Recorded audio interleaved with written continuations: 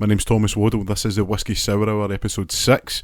Hope you're having a great weekend. Some of the feedback we get about the show is that the sound can either be a bit up or a bit too down. So hopefully I've done a wee bit of rejigging here. We're on the level for you. So anybody that's driving or commuting to work or just listening to it when they're doing their housework, the Whisky Sour Hour will come at a nice even keel. How you doing? it's been a good week. We're at the weekend. I hope it's a constructive day for you, whatever you plan on doing. Obviously this goes out on a Saturday, but you could be listening to us on a Monday commute to work or whenever it may be. So just enjoy the show. On this show, if you can't already see, we've got the header art, I suppose. It's the Oscars. Obviously the Oscars, when this goes out, it was a Saturday. The Oscars went out the Sunday before. I'm not really one for massive award shows, but I think when you've got like the Oscars, the Emmys, the Grammys, and I believe the Tony Awards, your EGOTs, that's kind of a big deal. If you're going to win anything, you want an Oscar if you're an actor.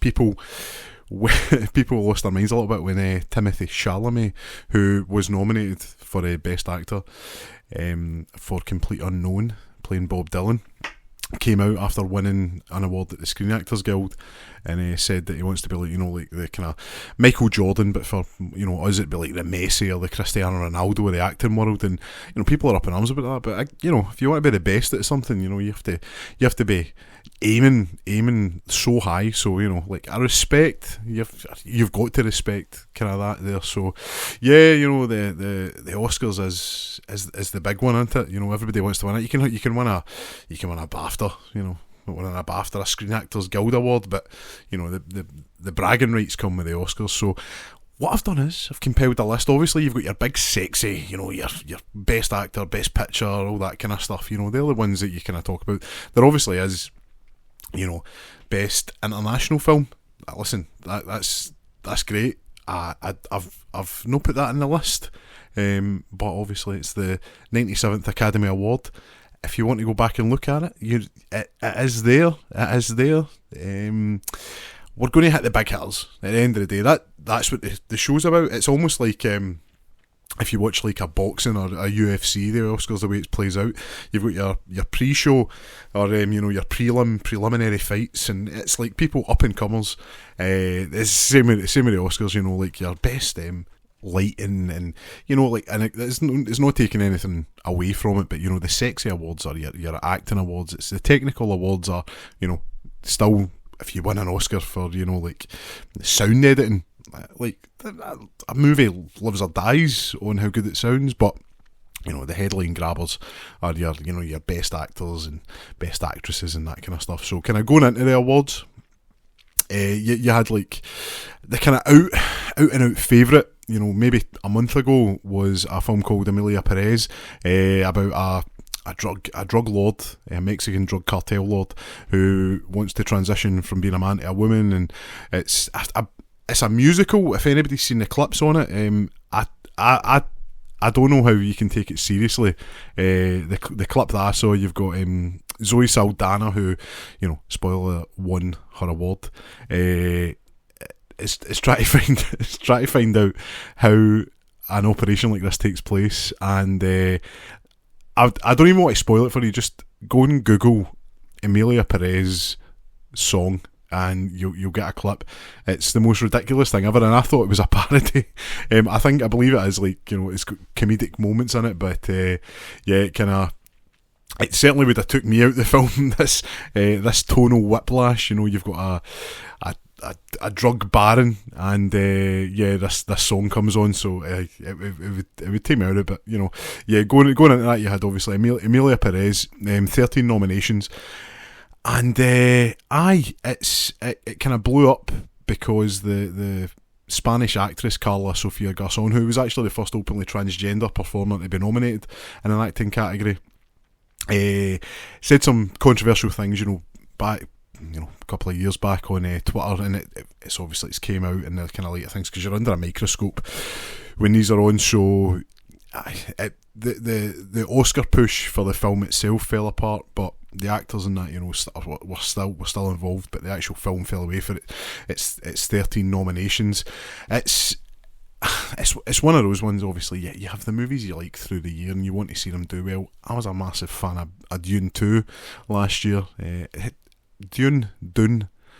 I always butcher that, and I always feel like I'm got a mouthful of marbles, and I'm like, Dune. So yeah, Dune 2 for last year.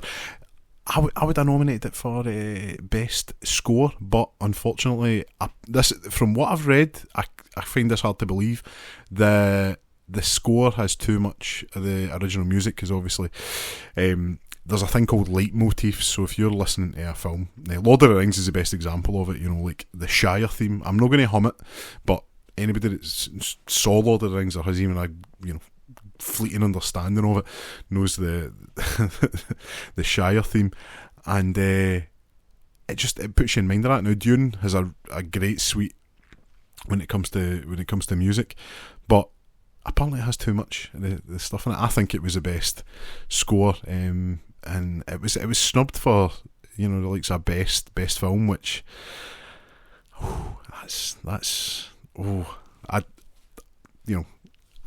don't want to be the guy that's like, no, The Dark Knight should have won in 2008. I'm just saying that. Why did they expand the Oscars to, instead of being like 6 best pictures to 12 or whatever it was because of The Dark Knight, I'm telling you, and it should have won. But yeah, not all blockbusters need to win. I know. I just had to get it off my chest before we get into this. Get it off my chest. But yeah, the big stories were obviously we spoke about Emilia Perez, Anora, which turned out to be the big winner. And it kind of came out of nowhere. Film, Russian oligarch, has marries a sex worker from Brooklyn. Probably know the kind of film you want to watch with your mum. But here we are, parents in the room. I'm not putting Anora on, let me tell you that. But yeah, one big on the night, and actually one of the crazy like stats you see. It's like when you pull up, this football player scored like 20 goals and for 20 seasons in a row. There's a really mad stat that we'll go over in a short time that I never thought would have fallen when you actually read about it. So yeah, we'll go over that. But yeah, we're just gonna get into it, and we'll see how it goes. But yeah, Oscars, films, let's do this. So 97th ceremony here for the Oscars. 97 years, crazy. Best Picture winner, we've just spoke about it there, Anora. So Best Picture collected by Sean Baker, so that's the director who does everything, and you'll find out that adds to the mystique of this guy. So Best Picture winner, the film presents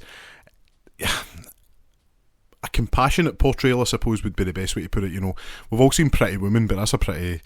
There you go. It's a glow. I don't want to say it glorifies it, but I think it sugarcoats maybe the realities of being a working lady, or however you want to call it. Whereas Anora, comes at them with compassion and probably quite a humorous portrayal of the characters, and it diverges a lot for the tragic narrative that's often associated, with those kind of movies. So came in, won that. Sean Baker then goes on to win Best Director for Anora. So that's 2 for 2 at this point.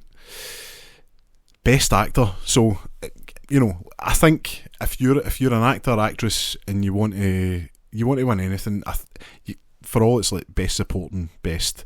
I always used to think like best lead actor, like that's the one you want. But if you're in a supporting role and you can win a supporting, you're in the film for 20 minutes and you go out and win an award for that. That's some pretty good work, and then you can use that to get better work out there. But best actor goes to Adrien Brody. Now, I grew up with Adrien Brody being the guy that won the Oscar for The Piano, the Roman Polanski film, which that's that. Not a feel-good movie, obviously, for obvious reasons with the subject matter that it covers, but it's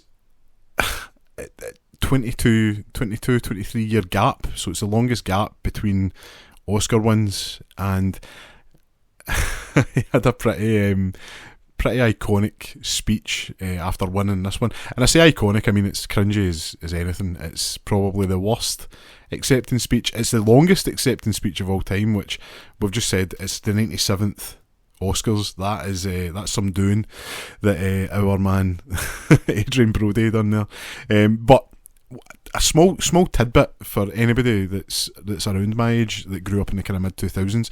There was a small film called Thunderbirds, yes, based off the puppet show for the 60s. Great iconic show.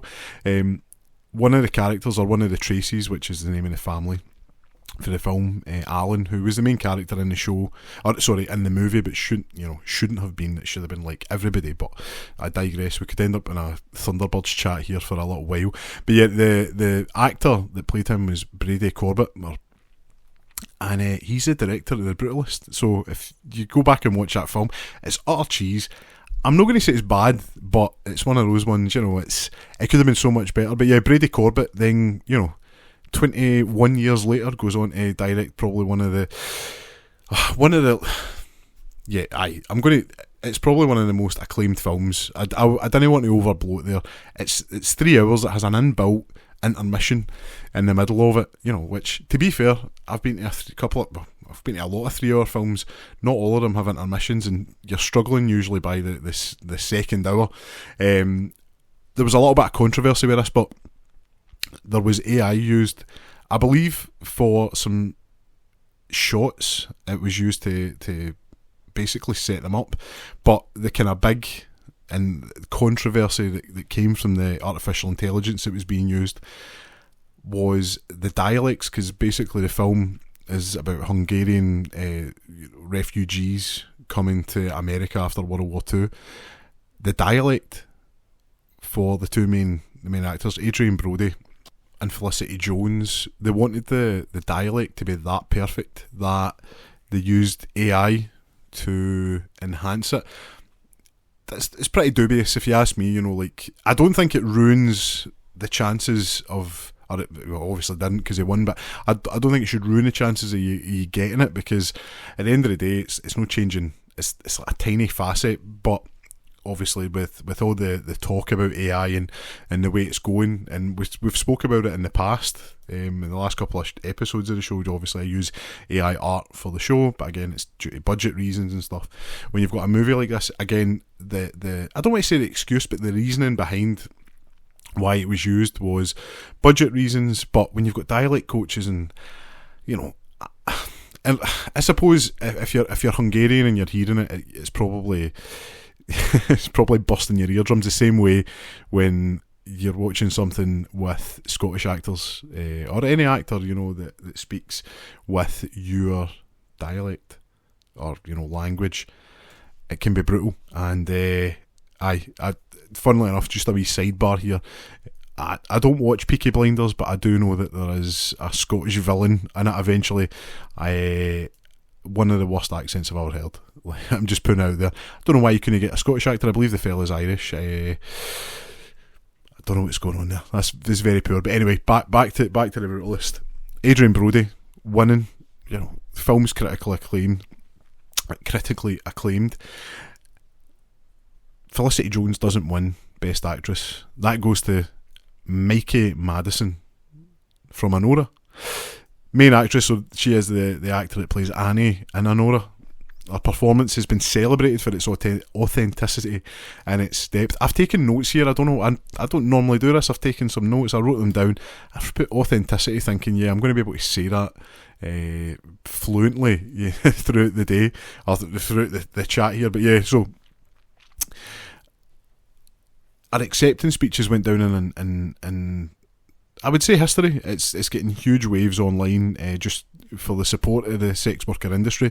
Again, highlighting a very marginalised group, I suppose, because like we said earlier, it normally would be like a very tragic background to be having the shows and films that portray that are usually quite dour, and understand why. I don't think anybody's arguing that it would be, the ideal. I don't think anybody leaves school to get into that line of work, but you tend to fall into that. But yeah, the portrayals in this are heralded as very, very realistic, and it's highlighted by the film's compassion, like we said, the compassionate portrayal by the characters.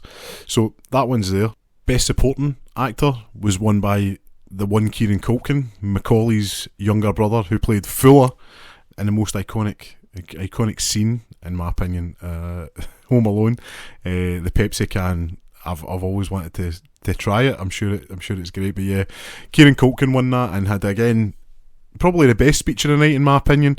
Basically, his wife promised him that if he won, he'd won Emmys for the TV show Succession, and he was told he could get a third child if he won the Emmy. And his wife said, if you win the Oscar, you can get a fourth, and that's what he was planning on having. So yeah, you can imagine the way the acceptance speech went. But yeah, so that was for them, the Brutalist, that he won that. Now, going back to what we were saying about Amelia Perez, the best supporting actress was won by Zoe Saldana, who, anybody that knows Zoe Saldana, she has been in probably the biggest films of the last 20 years, between Star Trek, Guardians of the Galaxy, and, I mean, let's not forget Avatar. Like, she's in them all. She's kind of done everything, and she's cleaned up with this, but this role, sorry, she's cleaned up like all the awards. But Amelia Perez, with the controversy that surrounds it, obviously there's a lot there is a backlash to this. I think what needs to be done is you need to take a step back, and you need to look at just the acting itself rather than the film or the art, I suppose. And it's difficult to separate it. Look, it's any of the arts. If somebody's done something wrong, not that I'm saying Zoe Saldana has, but if anybody's done something wrong, and either you're listening to their music, watching their films, it can be very difficult to do that. But if you can take a step back, you can appreciate at least the acting that's went into it, or if it's the cinematography, or whatever it may be for that film. But Zoe Saldana won that, becoming the first actress of Dominican descent to win, which is incredible. And if you remember back to the beginning of the show, Amelia Perez had 13 awards. The only other award it won was for Best Original Song for El Ma, which means the evil. And that was it. You've got 13 awards. That's a pretty low conversion rate, if we're being totally honest. Again, speaking of cringy moments, you should go back and watch the acceptance speech for the original song. The lady starts singing. She starts singing the song, and I think it cuts to John Lithgow, who, funnily enough, has been cast as Dumbledore in the new Harry Potter TV show that will be coming out. So, I mean, that's a pretty great choice. His face just says it all. It's actually it's the best meme that came out of this award show.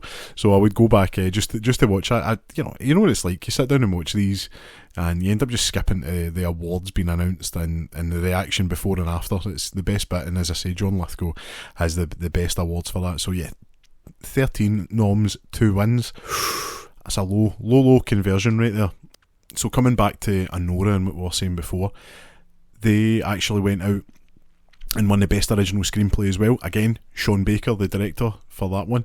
It's, between that and the other one that the other win, that they had was for Best Film Editing, again edited by Sean Baker. So referring again back to the beginning, I set a lot up in the introduction. It seems I actually said Sean Baker broke an award. He actually tied for most wins with 4. So Anora won 4 awards. Walt Disney won 4 awards as well, but it wasn't all for the same movie, so maybe that's where as I say, I took these notes. I was jotting them down, trying to watching highlights of this, and you write them down at the time, and you're like, I'm going to remember that, and then I don't remember my notes, so I need to get better at my note taking. But yeah, Walt Disney at the 1953 Academy Awards, is 26th, if you really want to be accurate. Won 4 awards, but it was for the best documentary. That was for feature length documentary and the short. And he also won best short subject cartoon and best short subject two-reel. Obviously, these are a lot older now, and those are terms I'm not really sure about. But again, he won them, so there were a lot of different things. So it was the Living Desert, the Alaskan Eskimo, which I'm like, It's probably, I knew you should be saying that. Toot, Whistle, Plunk and Boom in Bear Country. So that was 4 individual movies he won that for, and Sean Baker done it with 1, which, you know, that's pretty amazing. Let's be honest. I know I'd seen people online saying, but Lord of the Rings, The Return of the King won every award it was up for. But you have to remember, it was edited by a different person, and Peter Jackson wasn't that person, and you know, it's. I don't know if that ever gets beat again, unless it's like a really low budget film where the director has to do basically a bit of everything to get that. But four wins for one movie is incredible. Just rounding out the awards, the big sexy awards, was the best original score went to Daniel Bloomberg for The Brutalist. It's supposedly an atmospheric tone. I tried listening to it, but the issue is, not having seen the film, you need the music was lovely. I felt like I needed to know what was going on before I could like pass proper judgment on it. But again, I just appreciate good music, and I was thinking about the song later on in the day. So, you know, is that award winning? You know, I would say so. There we go. The other one, and to be honest, this is probably my favourite subject. Which is best cinematography. Now, Dune back in 2020 won best cinematography, and it was our man Greg Fraser who done that. I know that sounds like I'm reading that. I'm not actually. I do love Greg Fraser to the point that he's the cinematographer on The Batman, which I don't know if you know is probably my favourite movie, and it looks amazing. If you say what you want about it, if you don't enjoy it, that's fair enough. I think you're wrong, but I mean that's cool. But it's the best looking superhero movie of all time, best looking film of all time in my opinion.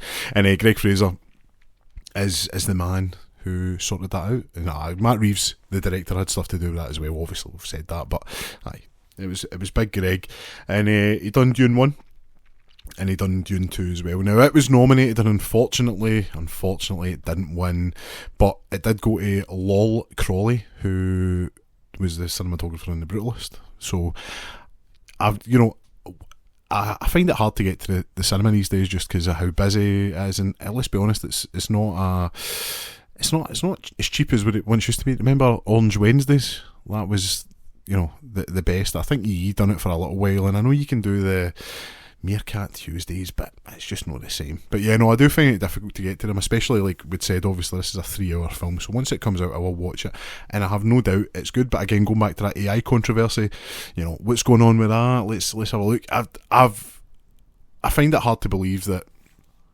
it makes that much of a difference. Again, if you're making total scenes, from just the computer, again, similar to what I do, I'm no claiming to win any awards with the artwork that's generated, but if it's enhancing a film, is it anything different than CGI?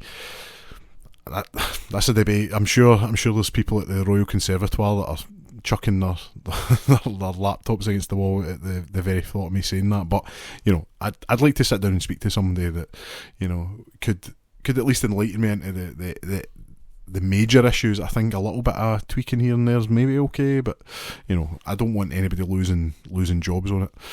But yeah, so cinematography, just a wee sidebar again. Greg Fraser is my fave, and the way it's worked out, as the Batman was postponed for 2 years, I'm going in Batman rants here, I talk about it all the time, but it's been postponed for 2 years, so it's not coming out to 2027, and there was a worry that Dune Part 3, so Dune Messiah, was going to overlap, and we would maybe lose the ability to have Greg Fraser in both movies.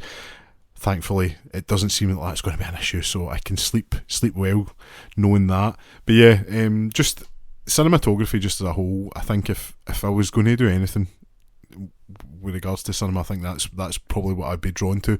Just like setting it up, the perfect shot and getting the composition and stuff. I mean, a lot of the times the shots in movies are what sticks with you. I mean, how many times do you watch a movie and you end up seeing a shot and you're like, that's a screensaver, I'm going to use that.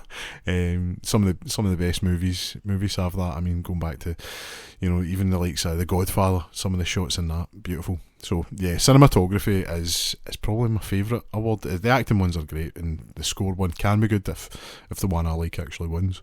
But yeah, cinematography is where it's at. And then lastly, we had production design, which was won by Wicked. Now, Wicked is obviously the adaptation of the massively successful Broadway show. I think now it's been split into two halves, and a lot of the time with these sort of award shows, it's not down to meritocracy. It's not about what the best show is or the best film.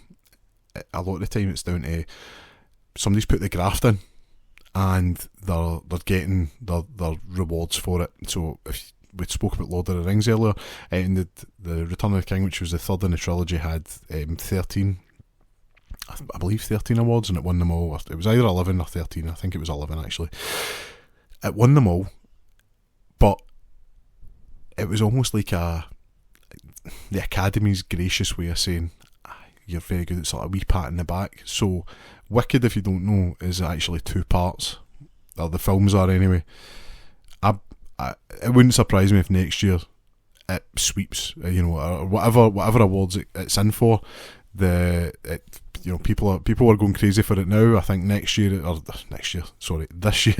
it's going to be wild. So mark my words, or remember this. I think Wicked is going to do extremely well next year, just as like a thank you, or I don't want to say self-congratulatory. See these words again, here we go, slurring. But certainly I could see that doing very well next year.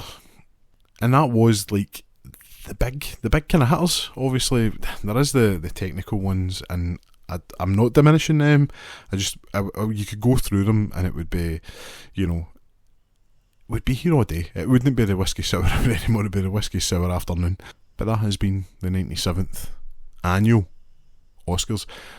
Again, it's not for everybody. I totally get it. I just enjoy the big ones. I suppose it's like turning up after missing the group stages and everything in the Champions League, and turning up at the final and feeling involved in it. I suppose usually I would have seen more movies, but just in the last kind of year or so, it's just it's been more and more kind of difficult to kind of fit the time in to go and see it, unless it's like some sort of tentpole film that you're wanting to go and see. But we managed to get Bridget Jones's Diary, or Bridget Jones's Mad About the Boy in there, so you never know next time. But circling back to something we spoke about maybe two weeks ago, the Captain America Brave New World had a very soft launch.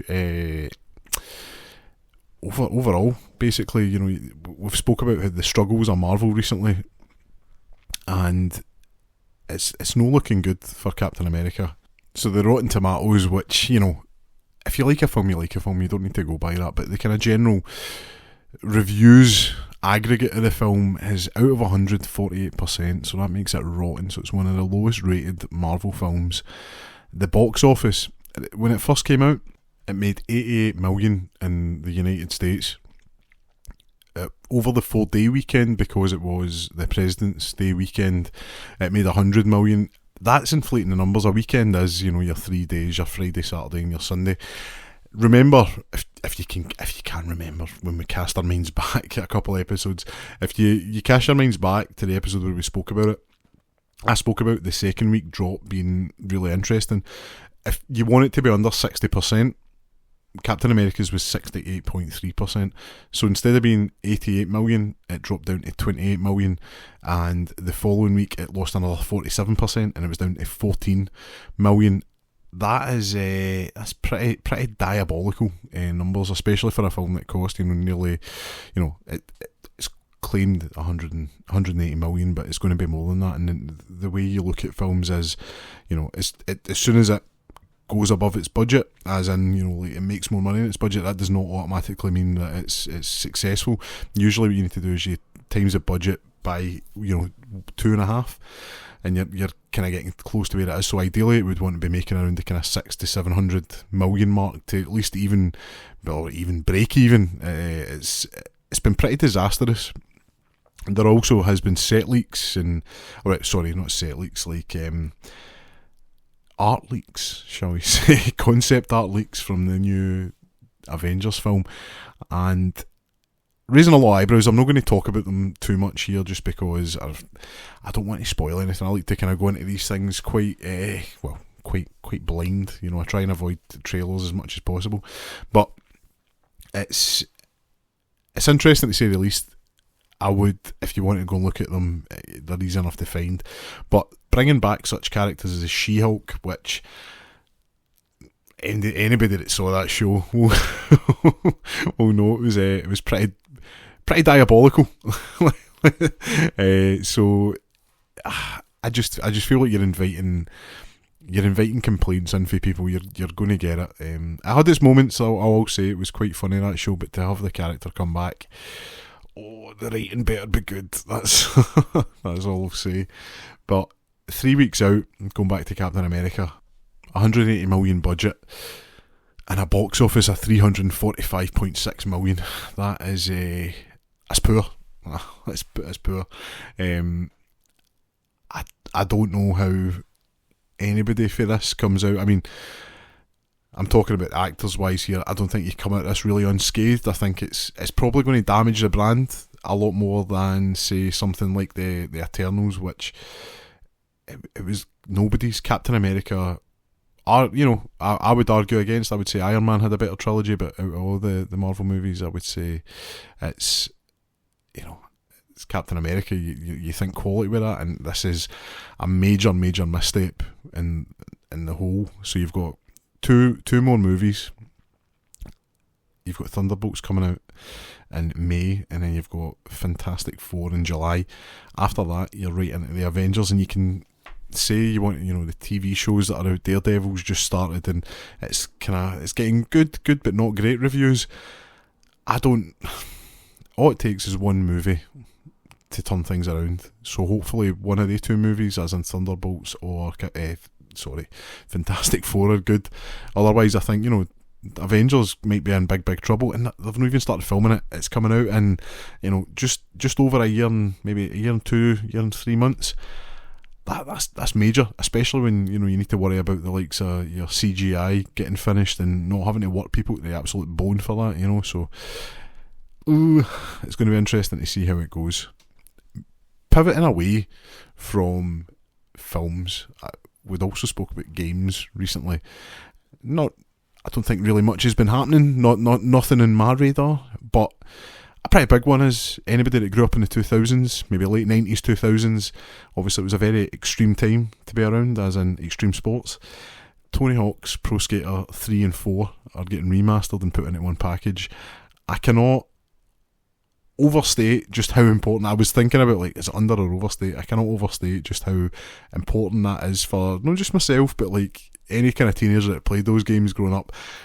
Gameplay wise, amazing. They're so fun. Soundtrack wise, I think you wouldn't have the playlist you have if you played those games. It's the likes of Dead Kennedys and even Ace of Spades and the new one. It was back in the day. I wasn't buying. You never had Spotify. I wasn't buying every CD under the sun. So I don't know how many times I used to just open up the soundtrack of these games, whether it was like I say Tony Hawk's, or if it was like the FIFA of the day or Madden or NHL, and you would use that as a jukebox. So Tony Hawk's Pro Skater 3 and 4. That's a pretty big deal. July, that's coming out, so mark that in your calendars. Going straight to Game Pass, so if you've got an Xbox or PC, you don't even need to buy it. You can. It's part of your subscription, part of your Ultimate subscription. So for £15, you can play it for a month, and then put it back in the digital shelf that you've got there. So that's that. So it's been a pretty busy and not busy week, I suppose, when you really look at things. I'm not ready to get into any of the Trump, JD Vance, Zelensky nonsense. That was an absolute car crash of an interview that I'm still trying to compute. So maybe down the road we'll sit down and discuss, maybe break that one down.